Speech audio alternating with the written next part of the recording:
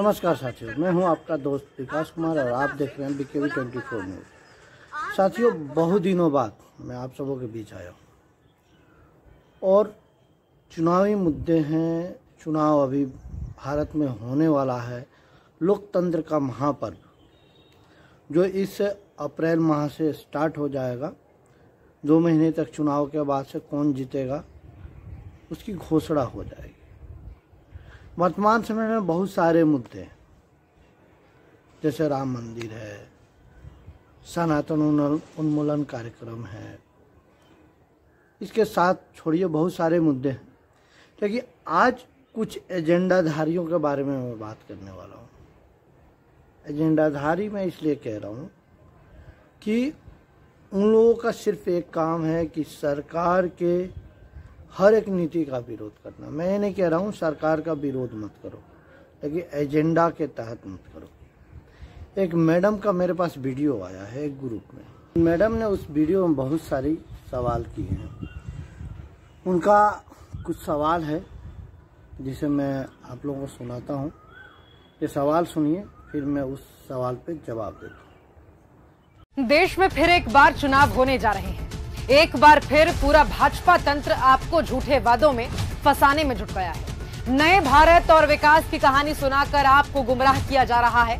बेतहाशा पोस्टर्स के पीछे अपना पाप छुपाया जा रहा है। बकवास प्रचार दिखाकर असल मुद्दों से आपको भटकाया जा रहा है। ये देश में लोकतंत्र मिटाकर तानाशाही स्थापित करना चाहते हैं। आपको जनता से गुलाम बनाना चाहते हैं। आज मैं आपको बताती हूं कि मोदी जी ने कब कब और कैसे कैसे देश के लोकतंत्र और संविधान को मिटाने की कोशिश की। याद रखिए कैसे लाखों किसान साल भर सड़कों पर अपने हक के लिए लड़ते रहे। तानाशाह ने किसानों पर कभी। साथियों, आपने सुना, मैडम कह रही हैं कि कैसे मोदी जी तानाशाही कर रहे हैं, कैसे लोकतंत्र को मिटाने की कोशिश कर रहे हैं, कैसे संविधान को अपने पैरों तले कुचलने की कोशिश कर रहे हैं। सोचने वाली बात है कि ये कैसा तानाशाह है जिसके सामने सत्ता में रहते हुए जिसके खिलाफ ये नारे लगाए जाते हैं, मोदी तेरी कब्र खुदेगी। कैसा तानाशाह है भाई, ये कैसा तानाशाह है जिसके शासनकाल में जो संविधान में लिखित है कि जो हिंदू बंटवारे के समय में पाकिस्तान रह गए थे वो कभी भी भारत आ सकते हैं। उन हिंदुओं की नागरिकता की बात करता है तो कई वर्षों तक, कई महीनों तक बिरयानी के लालच में शाहीन बाग, पता नहीं वैसे कैसे कितने शाहीन बाग बना दिए जाते हैं, सड़कों को जाम कर दिया जाता है। मैडम कह रही हैं कि किसानों पे लाठियां चलाई। क्या किया था मोदी जी ने? एक फॉर्म किसानों की स्थिति को सुधारने के लिए एक बिल लाया था जिसे सरकार ने वापस भी ले लिया। क्या आरोप लगाया था इन किसानों ने कि इससे हमारे जमीन पे अडानी अंबानी का कब्जा हो जाएगा। उस समय एक किसान कहाँ थे जब कांग्रेस सरकार वक्फ बोर्ड एक्ट लेके आई थी? शायद इन मोहतरमा ने वक्फ बोर्ड एक्ट नहीं पढ़ा था। संविधान का गला कांग्रेस ने उस समय दबा दिया था। संविधान की हत्या उस समय कर दी गई थी, लोकतंत्र की हत्या उस समय कर दी गई थी जब इस देश में संविधान के रहते हुए मुस्लिम पर्सनल लॉ बोर्ड बना। लोकतंत्र का गला उस समय दबा दिया गया जब इस संविधान में मंदिर बोर्ड एक्ट बना, पूजा एक्ट बना। संविधान और लोकतंत्र का गला उस समय दबा दिया गया जब वक्फ बोर्ड एक्ट बना, जिसके तहत ये कहा गया कि वक्फ बोर्ड जिस भी संपत्ति पर क्लेम कर देगा वो संपत्ति पूर्णतः वक्फ बोर्ड की हो जाएगी। अगर कोई सुनवाई कराता है, कोई उस पर क्लेम करता है, तो वो ना ही सुप्रीम कोर्ट जा सकता है, ना सिविल कोर्ट जा सकता है, ना हाई कोर्ट जा सकता है। यानी भारत के किसी भी जुडिशियरी में जाके उसको न्याय नहीं मिलेगा। उसको जाना कहाँ होगा? वक्फ बोर्ड कोर्ट में जाना होगा। अब वहाँ आपका वकील कौन होगा? मुसलमान। आपका जज कौन होगा? मुसलमान। यानी वहाँ कातिल ही न्याय देने वाला होगा।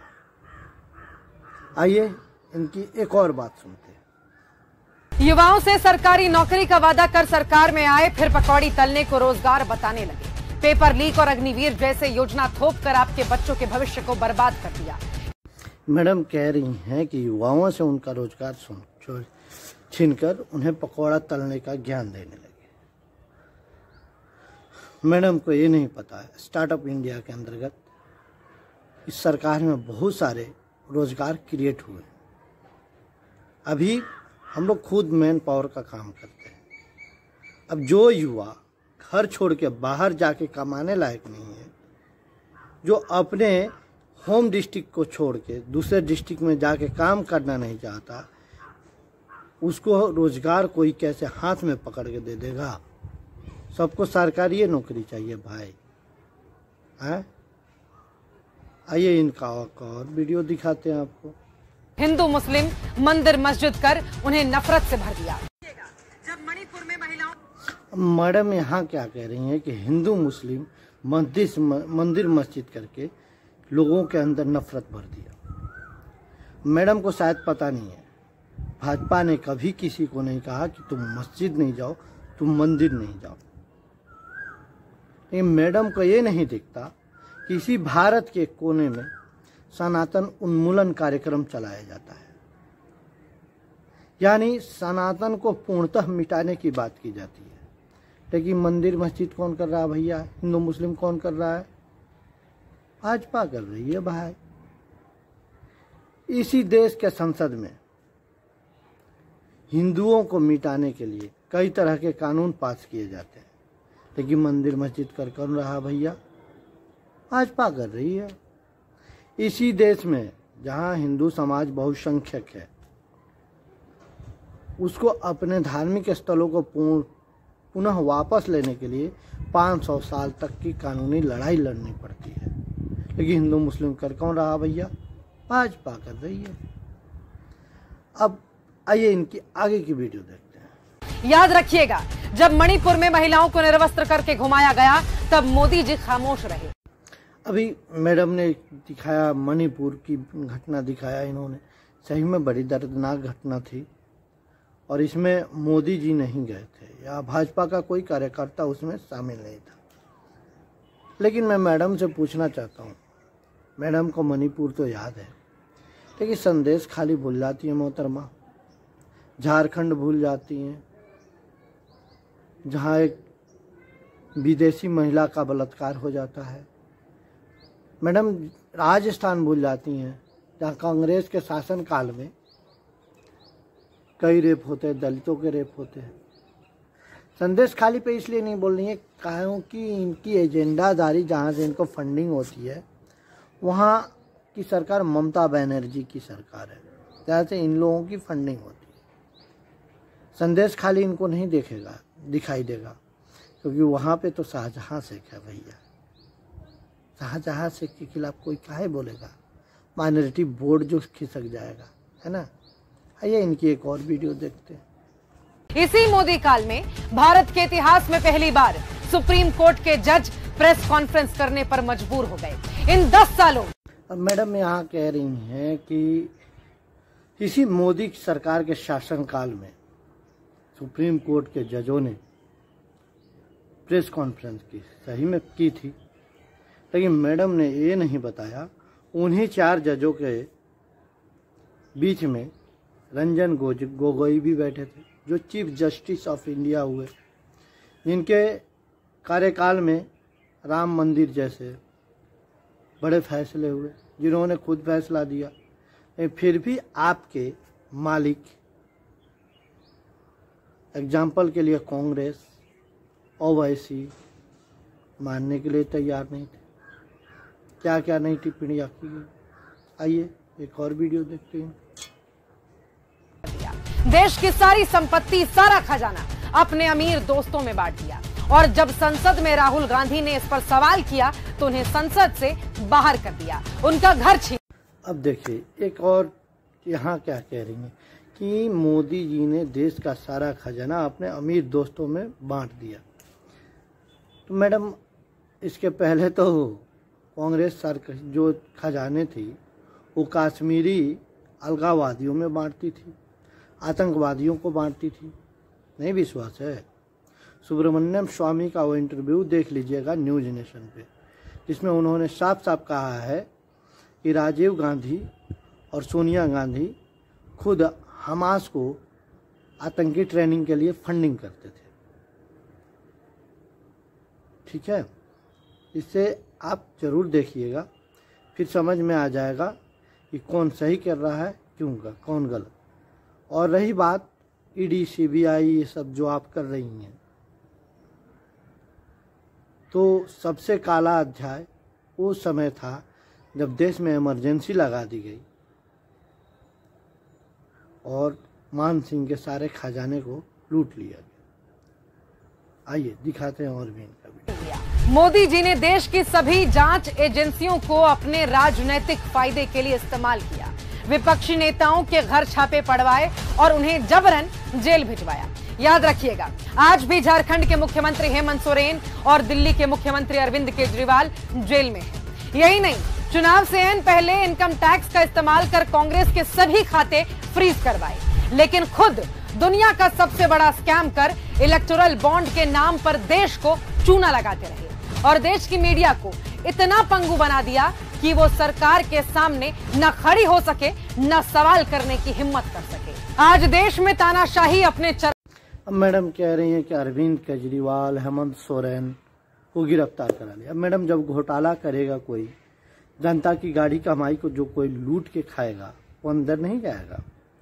और रही बात अरविंद केजरीवाल की, तो शायद आप ये बताना भूल रही हैं कि अरविंद केजरीवाल के खिलाफ सबसे पहले हल्ला बोलने वाली आपकी कांग्रेस ही थी, क्लेम करने वाली आपकी कांग्रेस ही थी।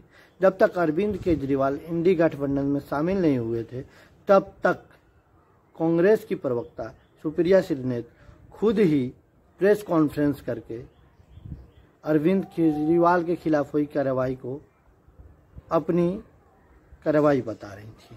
तब तक वो उसका श्रेय खुद ले रही थी। दूसरी बात, आप जो कह रही हैं कि इलेक्टोरल बॉन्ड के अंतर्गत घोटाला हुआ, तो मैडम सोचने वाली बात है कि कुल टोटल 24,000 करोड़ रुपया जो है इलेक्टोरल बॉन्ड के अंतर्गत सारे पार्टियों को आया, जिसमें 6,000 करोड़ भाजपा के खाते में आया। सबसे बड़ी फंडिंग वाली भाजपा के बाद कोई पार्टी है तो तृणमूल कांग्रेस है, जिसका मात्र एक राज्य में सरकार है। उसको पैसा कहाँ से आया? डीएमके। जबकि भारत की लगभग आधे स्टेट में भाजपा शासित राज्य हैं, भाजपा का सरकार है किसी ना किसी तरह। 300 से भी अधिक सांसद हैं भाजपा के साथ, फिर भी उसके पास 600 करोड़ रुपए आए। कांग्रेस के पास उतने पैसे कहाँ से आ गए? इस पे आप सवाल नहीं उठाएंगे। इलेक्टोरल बॉन्ड के अंतर्गत तो ये तो पता चल गया कि किस पार्टी को कितने पैसे आए। इसके पहले तो ये भी पता नहीं चलता था कि किस पार्टी को कितने फंड और कहाँ से आए। रही बात, आप एक और बात कह रही हैं कि ईवीएम के अंतर्गत धांधली की जाती है।